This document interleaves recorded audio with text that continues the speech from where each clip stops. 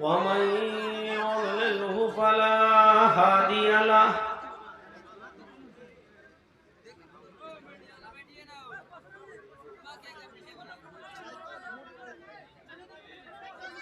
وأشهد أن لا إله إلا الله وحده لا شريك له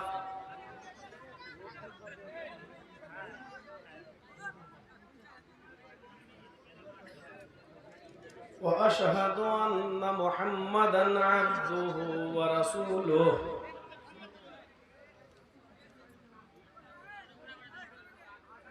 أما بعد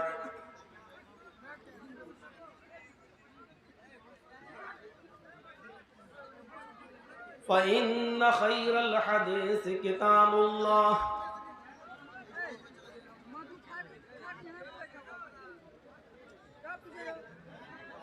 وخير الهدي هدي محمد صلى الله عليه وسلم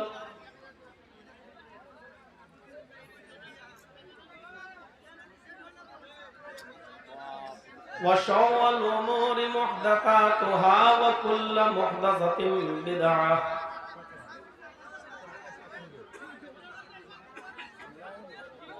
وكل بدعة ضلالة وكل ضلالة في النار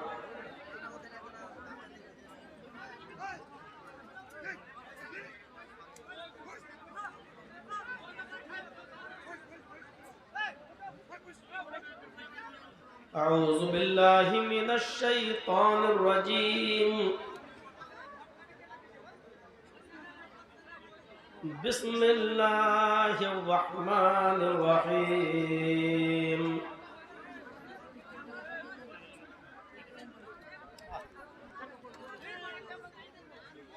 يا أيها الذين آمنوا ادخلوا في السلم كافة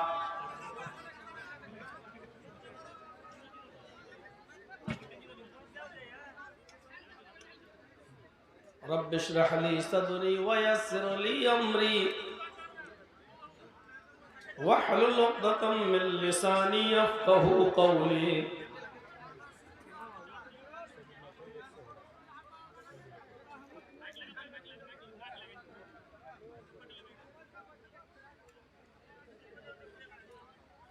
इस इजलास के रूह रवां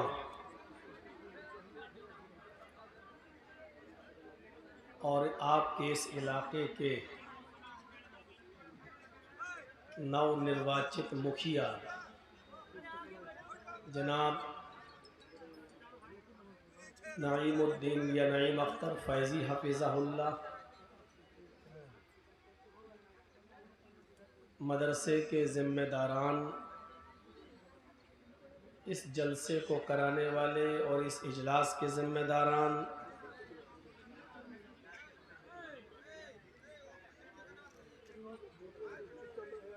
रतनी डिस्ट्रिक्ट कटिहार और उसके अतराफ व अकनाफ से आए हुए मुअज़्ज़ज़ सामईन हज़रात, पर्दा नशीन इस्लामी ख़वातीन माँ और बहनों, नौजवानों, अज़ीज़ बच्चों,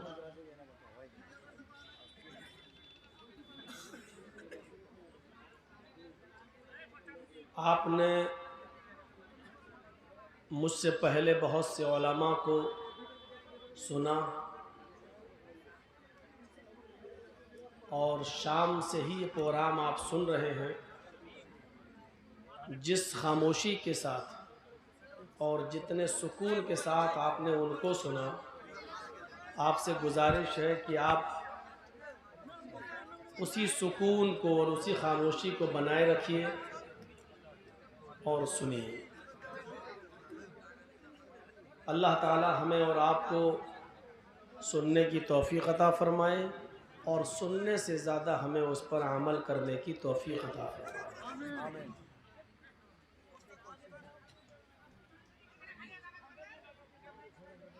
दीनी जलसे लोगों की इस्लाह के लिए होते हैं। अल्लाह ताला ने फरमाया, कुरान करीम की आयत है, या अय्युहल्लज़ीना आमनु दुखुलू फिस्सिल्मी काफ़ा, आए ईमान वालो, आए मुसलमानों, तुम इस्लाम के अंदर पूरे के पूरे दाखिल हो जाओ।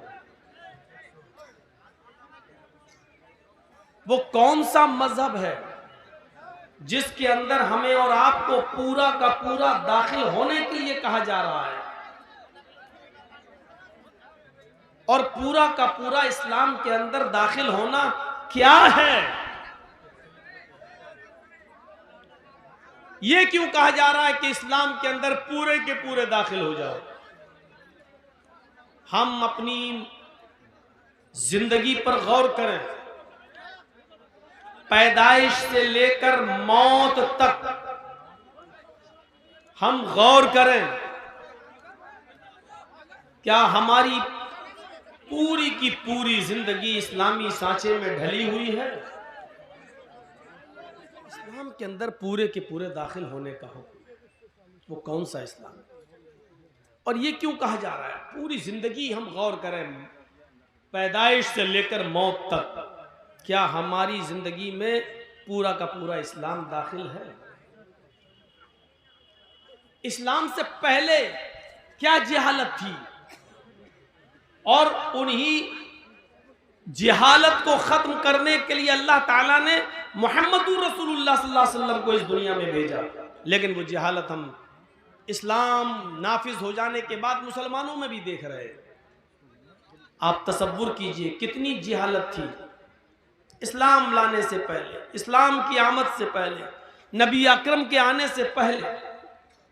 बल्कि मजहबी किताबें तो ये कहती हैं, धार्मिक पुस्तकें तो ये कहती हैं कि जब जहालत आम होगी तो उसी जहालत को खत्म करने के लिए आखिरी नबी आएंगे। हिंदू धर्म की किताबों में बाकायदा श्रीमद् भागवत महान पुराण का एक मंत्र भी यही है, इत्कलोगत प्राय जनेशु खरगर मिड़ी धर्मत्राणाय सत्वैनि भगवान उत्तरश्यति। जब सारी इंसानियत जानवरों की तरह हो जाएगी और इंसान के अंदर इंसानियत खत्म हो जाएगी, वो जानवर बन जाएगा।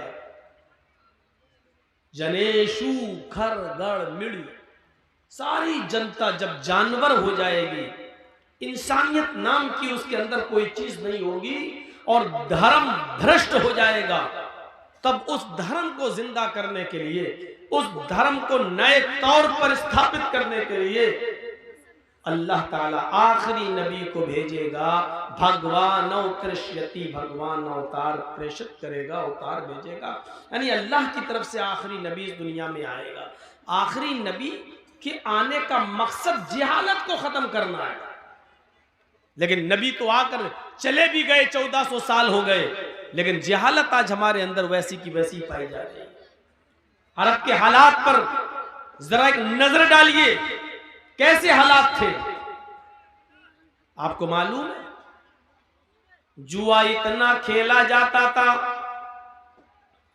ज़ादुल माद पढ़ी अल्लामा इब्न क़य्यिम की, जुआ इतना खेला जाता था कि जुए में जब इंसान रकम हार जाता था तो मकान जुए में लगा दिया करता था, और जब मकान भी जुए में हार जाता था तो वो अपनी बीवी जुए में लगा दिया करता था, और जब वो बीवी भी जुए में हार जाता था तो फिर वो अपनी जवान बेटी को जुए में लगा दिया करता था, और अपनी बेटी तक को जुए में हार जाया करता था। जुए की ये शक्ल आज हमारे समाज में भी मौजूद है। ये अलग बात है, लोग मकान तक तो हार रहे हैं, रकम हार रहे हैं, मकान हार रहे हैं, बीवी नहीं लगाई जा रही है, बेटी नहीं लगाई जा रही है, लेकिन जुए की शक्ल आज हमारे समाज में मौजूद है। शराब इतनी पी जाती थी, मोहम्मद रसूलुल्लाह के आने से पहले शराब इतनी पी जाती थी कि वो लोग जब खाने के दस्तरखान पर खाना खाने के लिए बैठते थे तो पानी के बजाय शराब की बोतल, शराब का मग शराब का जग, शराब का लोटा वो रख लिया करते थे। और जब खाना खाते खाते पानी पीने की जरूरत पड़ती तो पानी नहीं पीते, बल्कि मुंह का लुकमा जो हलक तक पहुंचा हुआ है उसको शराब पीकर वो हलक के नीचे उतारा करते थे। शराब खाने की जगह पर, खाने के दस्तरखान पर पानी की जगह पर शराब रखी जाती थी। शराब इतना पीते थे कि शराब पीने पर फख्र किया करते थे। उनके घर में जब कोई बच्चा पैदा होता तो वो बच्चा, लोग उस मुआशरे के, उस समाज के, उस पैदा होने वाले नवमौलूद उस बच्चे को पानी नहीं पिलाते, दूध का कतरा माँ अपनी पिस्तान के दूध का कतरा उसको नहीं देती, उसको शहद नहीं देती। सबसे पहले उस बच्चे के हलक में जो चीज डाली जाती पैदा होने के बाद, माँ के पेट से बाहर आने के बाद, वो शराब का कतरा होता, शराब की बूंदें होती।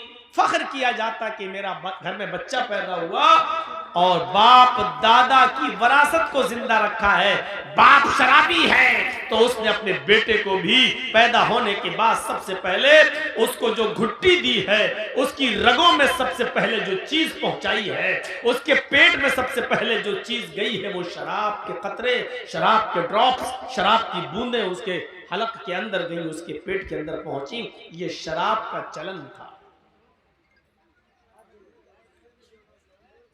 उनके घरों में जब कोई बेटी पैदा होती, जी हालत देखिए, उनके घरों में जब कोई बेटी पैदा होती तो उस बेटी के साथ ये जुल्म होता कि 4 साल तक तो उसकी परवरिश की जाती, 4 साल तक तो उस बच्ची को पाला जाता, उस बच्ची की देख रेख की जाती। जब वो बेटी 4 साल की हो जाती तब उसका बाप मेले के बहाने अपनी बच्ची को ले जाता, अपनी बीवी से कहता कि इसको नहलाओ, इसको धुलाओ, अच्छे कपड़े पहनाओ। माँ उसकी उसको नहलाती, धुलाती, काजल लगाती, सुरमा लगाती, अतर लगाती।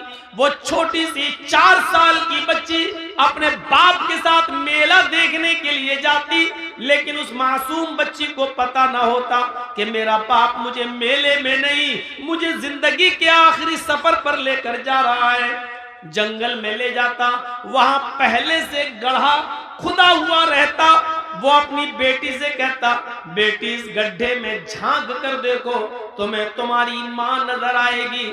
वो बेटी जब गड्ढे में झांक कर देखती, वो बेटी अपनी मां को देखने के लिए जब गड्ढे में झांकती तो पीछे से उसका शकीउल कल्ब बाप, पीछे से उसका जालिम बाप उसको धक्का दे देता और वो छोटी सी 4 साल बच्ची उस गड्ढे के अंदर गिर जाती। फिर ये पीछे नीचे जमीन से मिट्टी उठा उठा कर उस गड्ढे को पाटने लगता और अपनी 4 साल की बच्ची को उसी में दफन कर देता और आखिरी सांस तक वहीं रुका रहता।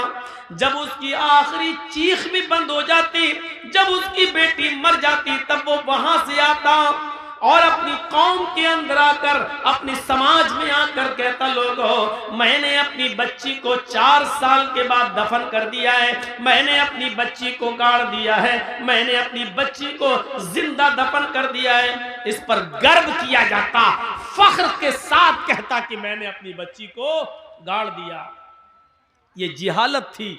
आज हमारे समाज में जिंदा तो दफन नहीं किया जाता, लेकिन माँ के पेट में अगर लड़की है और अल्ट्रासाउंड पर चेक करा के मालूम कर लिया कि पेट में पलने वाली बच्ची है, तो बाप और माँ दोनों मिलकर, मियाँ और बीवी, उस बच्ची को गिरा देते हैं, गर्भ साकित करा देते हैं, हमल इस्कात कर देते हैं और उस बच्ची को मार डाला जाता माँ के पेट में। वो जिंदा दफन करते थे, यहाँ माँ के पेट में ही मार दिया जाता है। बुखारी की हदीस है, जो बच्चे माँ के पेट में मार दिए जाते हैं, 1 दिन का हो, 2 दिन का हो, 1 महीने का हो, 2 महीने का अमल हो, जो बच्चे माँ के पेट में कत्ल कर दिए जाते हैं, इसकात कर दिए जाते हैं, गिरा दिए जाते हैं, कयामत के दिन अल्लाह ताला इस बच्चे को जिंदगी देगा, उसको जबान देगा, उसका हाथ, उसके पैर उसको देगा कयामत के दिन ये बच्चा अपनी माँ की पिस्तान से लटका हुआ आएगा। जा यौमल क़यामा व मुअल्लकुम बैन सदियहा। बुखारी शरीफ की हदीस के अल्फाज हैं, अल्लाह तबारक व तआला इस बच्चे को कयामत के दिन जबान देगा, हाथ पैर देगा, बोलने की ताकत देगा। ये बच्चा अपने माँ की पिस्तान से लटका हुआ आएगा, अपनी माँ का दूध पी रहा होगा, अपने माँ की पिस्तान से दूध को चूस रहा होगा।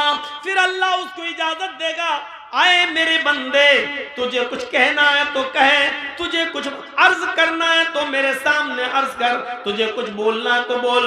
वो छोटा सा मासूम बच्चा जो दुनिया में माँ के पेट में मार दिया गया, माँ की पिस्तान छोड़ेगा, जबान चलाएगा, चीख कर कहेगा यकूल या रब्बी हाज़िही उम्मी क़तलतनी। अल्लाह ये मेरी माँ है जिसने दुनिया में मुझे कत्ल कर दिया था। अल्लाह ये मेरी माँ है जिसने दुनिया में मुझे मार डाला था।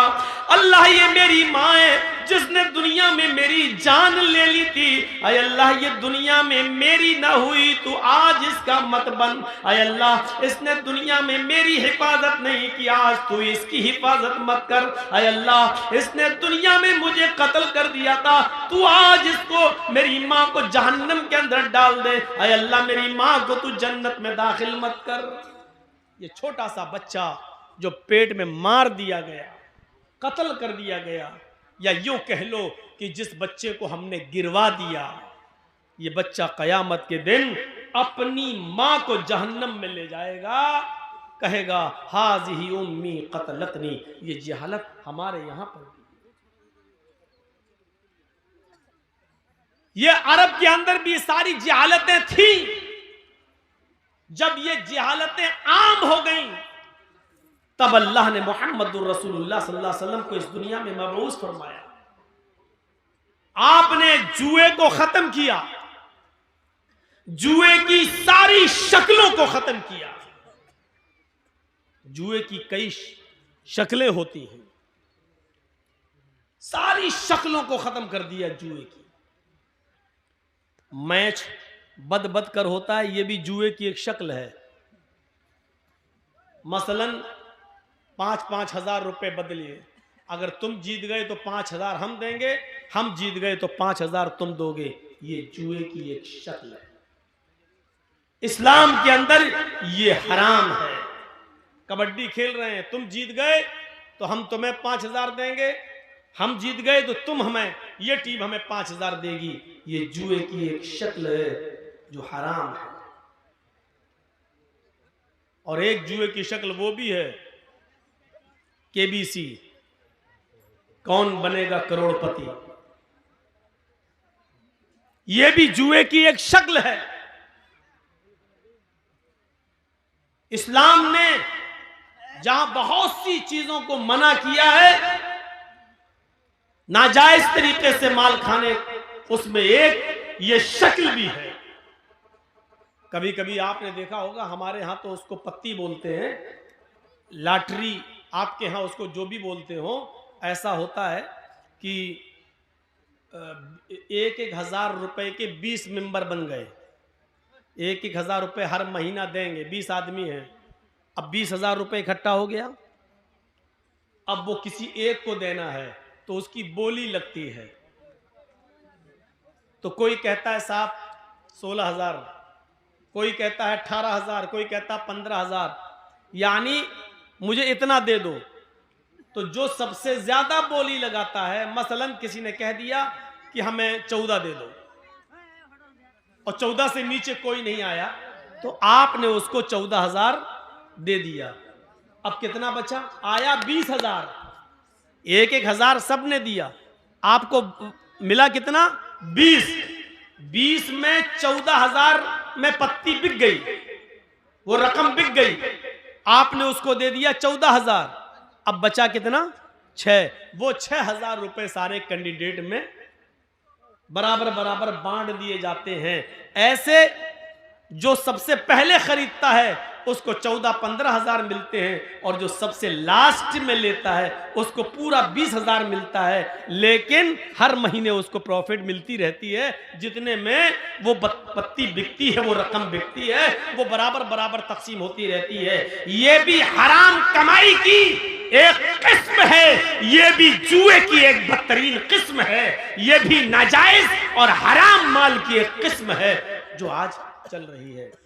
हाँ, कुरानंदाजी होती है तो वो ठीक है, मसलन 20 आदमियों ने 1-1 हजार रुपए दिया, 20 हजार। अब किसी एक को देना है तो 20 पर्चियां डालिए, एक पर्ची उठाइए, जिसका नाम निकले उसको आप दे दीजिए। उसमें ना आप कम दे रहे ना ज्यादा, 20 हजार उसको मिल रहा है, जिसका नंबर आता जाएगा उसको मिलता जाएगा, यहां तक कि आखिरी आदमी तक को भी 20 ही हजार मिलेगा। ये जायज है। लेकिन उसको बेचना और बचे हुए रकम को सारे कैंडिडेट के अंदर और मेंबरों में बांटना, ये हराम है। तो ये चीज चलती थी। अल्लाह के नबी आए तो आपने जुए की सारी शक्लों को हराम करार दे दिया। इन्नमल खम्रु वल मैसिरु वल अंसाबु वल अज़लामु रिज्सुम मिन अमलि शैतान फज्तनिबूहु लअल्लकुम तुफ्लिहून। सारी जुए की शक्ल को हराम करार दे दिया। उसके बाद शराब नोशी, जिसमें अरब की कौम पड़ी हुई थी, खुद अल्लाह के नबी जनाब मोहम्मद रसूलुल्लाह सल्लल्लाहु अलैहि वसल्लम को नबी बन जाने के बाद भी, नबूवत मिल जाने के बाद भी कई साल लग जाते हैं शराब की हुर्मत का ऐलान करने में, क्योंकि शराब इतना ज्यादा पीते थे अरब के लोग कि अल्लाह के रसूल आसानी के साथ इस शराब को हराम नहीं कर पाए। आपको भी बहुत दिन लग गए, कई साल लग गए, मुख्तलिफ अदवार से गुजरना पड़ा, तब जाने के बाद लास्ट में जब हद से ज्यादा लोग आगे बढ़ गए और शराब पी पी कर कुरान की आयतें गलत पढ़ने लगे, शराब पी पी कर नमाज पढ़ने जाने लगे और नशे की हालत में नमाज पढ़ने लगे, यहां तक कि नमाज की हालत में नशा आने लगा और कुरान की आयतें गलत पढ़ी जाने लगी, तब जाकर शराब की हुर्मत का ऐलान होता है। एक सहाबी ने दावत की, हजरत अली की, अबू उबैदा इब्न अल जर्राह की, अब्दुर्रहमान इब्न औफ की, मुख्तलिफ सहाबा की जब दावत की तो खाना खाया और खाना खाने के बाद शराब का दौर चला उस अंसारी नौजवान के यहाँ। जब शराब का दौर चला तो शराब पीने के बाद नशा आ गया, शाम का खाना जल्दी खा लिया, शराब पीने के बाद नशा आ गया और नशा आते ही नमाज का वक्त हो गया, मगरिब का अजान की आवाज आने लगी। उस अंसारी नौजवान ने अपने ही घर में चादर बिछा दी और कहा, अब तुम नमाज पढ़ने मस्जिद में क्या जाओगे, हम लोगों ने शराब पी है, चलिए यही नमाज पढ़ लेते हैं। वही नमाज पढ़ी जाने लगी। एक सहाबी नमाज पढ़ाने के लिए खड़े हो जाते हैं, शराब के नशे में अल्लाहु अकबर कहकर नियत बांधते हैं और कुरान की आयत पढ़ना शुरू, अल्हम्दुलिल्लाहि रब्बिल आलमीन अर्रहमानिर रहीम मालिकी यौमिद्दीन इय्याका नअबुदु व इय्याका नस्तईन गैरिल मग़दूबि अलैहिम वलद्दाल्लीन। यहां तक गाड़ी सही चलती है। इसके बाद दिमाग झुल्लाने लगा, नशा अपने अंदर काम करने लगा और वो सहाबी कुरान की आयत पढ़ने लगे। जो सूरत शुरू की, पहली रकात सही गुजर गई, इन्ना अतैना कल कौसर फसल्लि लिरब्बिका वनहर इन्ना शानिअका हुवल अब्तर। दूसरी रकात में नशा अपने उरूज पर पहुंचने लगा और नशे ने कुछ जगह कुछ पकड़ हासिल कर ली, वलद्दाल्लीन तक गाड़ी सही चली। उसके बाद कुरान की आयत जब शुरू हुई, सूरत कुल या अय्युहल काफिरून ला अअबुदु मा तअबुदून, इसकी जगह पर वो सहाबी कुरान की आयत पढ़ लेते हैं, कुल या अय्युहल काफिरून नहनु नअबुदु मा तअबुदून। मतलब ही बदल गया। शराब के नशे में और क्या पढ़ रहे हैं, कुल या अय्युहल काफिरून है क्या, ला अअबुदु मा तअबुदून, अय काफिरो मैं उनकी इबादत नहीं करता जिनकी तुम करते हो। लेकिन ये सहाबी क्या पढ़ रहे हैं, कुल या अय्युहल काफिरून, अय काफिरो नहनु नअबुदु मा तअबुदून, हम भी उसकी इबादत करते हैं जिनकी तुम करते हो। देख रहे हैं, कुरान कह रहा है मैं उनकी इबादत नहीं करता जिनकी तुम कर रहे हो। और ये सहाबी क्या पढ़ रहे हैं, नहनु नअबुदु मा तअबुदून, हम उनकी इबादत करते हैं जिनकी तुम करते हो। मतलब ही बदल गया। जैसी नमाज अल्लाह अल्लाह करके खत्म होती है, उधर मुहम्मदुर रसूलुल्लाह पर कुरान की आयत नाजिल होती है, या अय्युहल्लज़ीना आमनू ला तक़रबुस सलाह व अंतुम सुकारा, ईमानो वालो तुम उस वक्त नमाज के करीब मत जाओ जब तुम नशे में हो। ईमान वालो तुम उस वक्त शराब के करीब मत जाओ जब तुम नशे में हो। उस वक्त तक नमाज ना पढ़ो जब तक कि तुम जान न लो हत्ता ला तालमू मा तक़ूलून, जो तुम्हारे मुंह से निकल रहा है उसको तुम समझने न लगो, उसको तुम जानने न लगो। जो तुम बोल रहे हो जब तक वो खुद तुम्हारी समझ में ना आने लगे कि क्या तुम क्या बोल रहे हो, उस वक्त तक नमाज के करीब मत जाओ। मेरे भाइयों, जब कुरान की आयतें नमाज में गलत पढ़ी जाने लगी और शराब पीकर लोग फख्र करने लगे, मैं तुमसे अफजल, मैं तुमसे ऊंचा, अरे मैं मुहाजिर हूं, अल्लाह के रसूल कुरैशी, मैं कुरैशी, अल्लाह के रसूल बनु हाशिम में, मैं बनु हाशिम का, तुम अंसारी हो, तुम जाहिल हो, तुम नीची कौम के लोग हो। जब आपस में फख्र गुरूर होने लगा, शराब के नशे में एक दूसरे पर फौकियत दिखाने लगा कि मैं तुमसे अफजल, मैं तुमसे अफजल, तब कुरान की आयत नाजिल होती है, इन्नमल खम्रु वल मैसिरु वल अंसाबु वल अज़लामु रिज्सुम मिन अमलि शैतान, और पूरी जिंदगी के लिए शराब की हुर्मत का ऐलान कर दिया जाता है। अब गवारा नहीं है, क्योंकि जिस चीज को मिटाने के लिए, जिस जहालत को खत्म करने के लिए अल्लाह के नबी इस दुनिया में आए, वही चीज चलने लगी है। इस्लाम में ऊंचा नीचा कोई चीज नहीं है, इस्लाम में तेरा मेरा कोई चीज नहीं है, इस्लाम में अमीरी और गरीबी कोई हैसियत नहीं रखती है, इस्लाम में सब बराबर हैं। तुम शराब पीकर एक दूसरे पर फख्र करते हो कि मैं तुमसे अफजल हूं, मैं तुमसे अच्छा हूं, मेरी कौम तुमसे, तुम्हारी कौम से अच्छी कौम है, मेरी कौम सबसे अफजल कौम है, ये कहने लगे हो। इस्लाम में इस चीज की और जाहिलियत की इस बदबू की कोई जरूरत नहीं है। इस्लाम इन तमाम खुराफातों से पाक है, इस्लाम इन तमाम बुराइयों से पाक और साफ मजहब है। इस्लाम ये कहता है कि तुम सब बराबर हो, कुल्लुकुम मिन आदम व आदम मिन तुराब, तुम सब आदम की औलाद हो और आदम मिट्टी से पैदा हुए थे, तुम सब मिट्टी के हो, आदम की औलाद हो, तुम में कोई बड़ा नहीं है, कोई छोटा नहीं है। ला फज़्ल लिअरबिय्यिन अला अजमी, तुम में से किसी अरब के रहने वाले को आजम के रहने वाले पर कोई फौकियत नहीं है, किसी आजम के रहने वाले को गैर अरब पर कोई फौकियत नहीं है, किसी अरब के